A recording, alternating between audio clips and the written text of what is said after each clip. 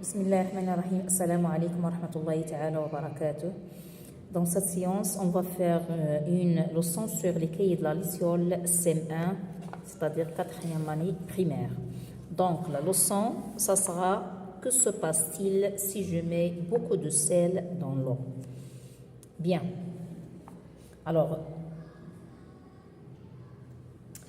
l'objectif de cette leçon, c'est de comprendre que l'on ne peut pas dissoudre une quantité infinie de sel ou de sucre dans l'eau. Et qu'on va voir aussi qu'il est plus facile de dissoudre du sel ou de sucre quand on mélange longtemps. Aussi, quand la température est plus élevée et quand le solide est en poudre. Donc, il est plus facile de le dissoudre. Bien. Je me demande, Samira veut prouver à Amine que le sel est soluble dans l'eau. À ton avis, pourra-t-elle dissoudre tout ce pot de sel dans ce verre d'eau? Voilà. Peut-on dissoudre une quantité infinie de sel dans l'eau? On va voir qu'il est impossible, d'accord? D'après ce qu'on va faire. Bien, je cherche. Deuxièmement, réalise ces expériences et coche ce que tu observes après avoir bien mélangé. Voilà la première expérience, c'est on a 20 ml d'eau et 30 g de sel. Deuxième expérience, 20 ml d'eau et 60 g de sel. Et 3, 20 ml d'eau et 80 g de sel. Vous voyez, on a même le même volume d'eau, mais à chaque fois, on change la masse du sel. Alors, ici, après avoir agité pendant 10 secondes, est-ce que je vois toujours le sel ou bien je ne vois plus le sel? D'accord? Et après avoir agité pendant 2 minutes, la même chose. Est-ce que je vois toujours le sel ou bien je ne vois plus le sel? Voilà, il suffit de faire les expériences. C'est très simple. D'accord? Alors, pour B, réponds aux questions à partir de tes observations. Observes-tu une différence lorsque tu agites plus longtemps? Si oui, laquelle? Ce que je viens de dire au début, si on va, si vous voulez, agiter, d'accord, longtemps, bien sûr, la solubilité va augmenter.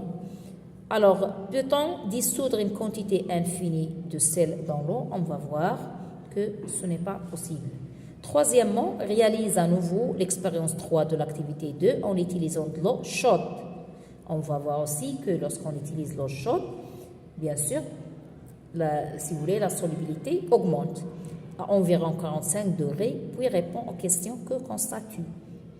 Voilà, lorsqu'on ne peut plus dissoudre le solide dans le liquide, on dit que le mélange est saturé. Voilà, la quantité de sel que tu peux dissoudre dans l'eau est-elle la même dans l'eau froide et dans l'eau chaude? Bien sûr, on va voir que c'est non. Bien, quatrièmement, réalise ces expériences pour répondre aux questions. Expérience 4, mélange 300 g de sucre et 200 ml d'eau. D'accord? Vous voyez, et l'expérience 5, mélange 500 g de sucre et 200 ml d'eau. Que constates-tu? Vous voyez ici, on a augmenté la masse de sucre. Compare avec ce que tu as observé dans l'activité. Alors, dans la première, on a parlé de sel. Maintenant, on parle de sucre. Que peux-tu dire de la quantité de sucre que tu peux dissoudre dans l'eau par rapport au sel? Bien sûr, on va voir que le sel est plus facile que le sucre à dissoudre. Bien. Cinquièmement, mélange 2 morceaux de sucre dans 200 ml d'eau, puis refais l'expérience avec la même masse de sucre en poudre. Complète la phrase avec un morceau ou en poudre. Il est plus facile de dissoudre le sucre lorsqu'il est... Voilà, si vous voulez, je résume. Alors, en disant que, d'après ce qu'on a vu maintenant, c'est que lorsqu'on ne peut pas, si vous voulez, ou bien je veux dire que si vous voulez, l'objectif de cette leçon, c'est que on ne peut pas dissoudre une quantité infinie de sel ou bien de sucre dans l'eau. Deuxièmement, il est plus facile de dissoudre du sel ou du sucre quand on mélange longtemps. Et aussi, quand la température est plus élevée, d'accord, la solubilité est plus facile ou bien augmente.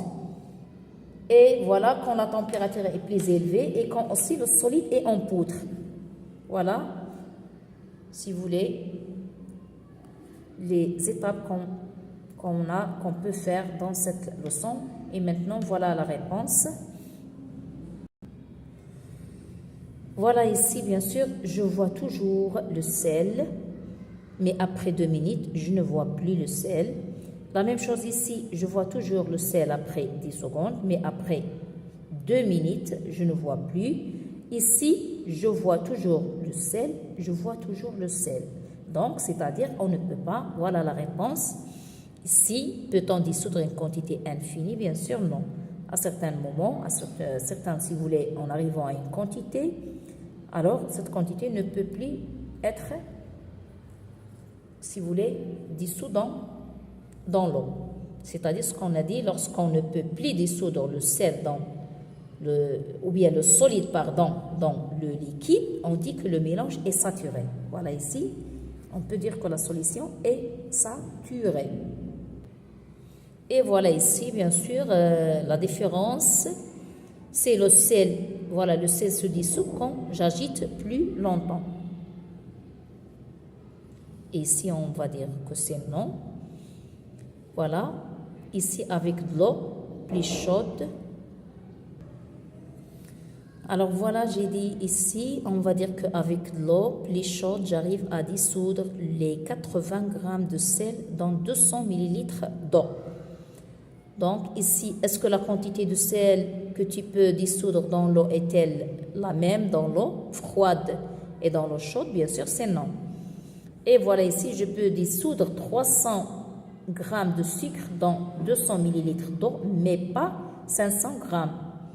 Et pour le sel et le sucre, je peux dissoudre si vous voulez, une plus grande quantité de sucre que de sel dans 200 millilitres d'eau. D'accord? Alors, je peux dissoudre une grande quantité de sucre que de sel. Et voilà ici, qu'est-ce qu'on a ici? Il est plus facile, bien sûr, de dissoudre le sucre lorsqu'il est en poudre.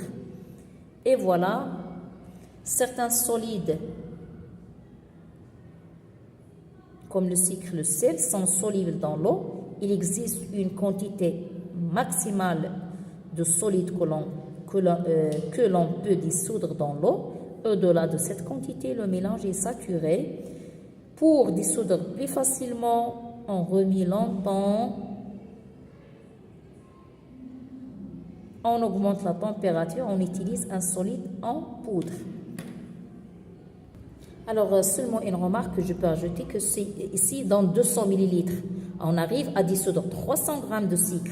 Mais, toujours dans 200 millilitres, on arrive seulement à dissoudre 80 grammes de sel.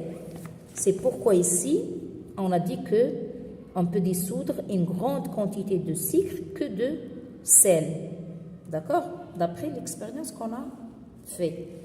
Voilà, j'espère que vous avez bien compris cette leçon.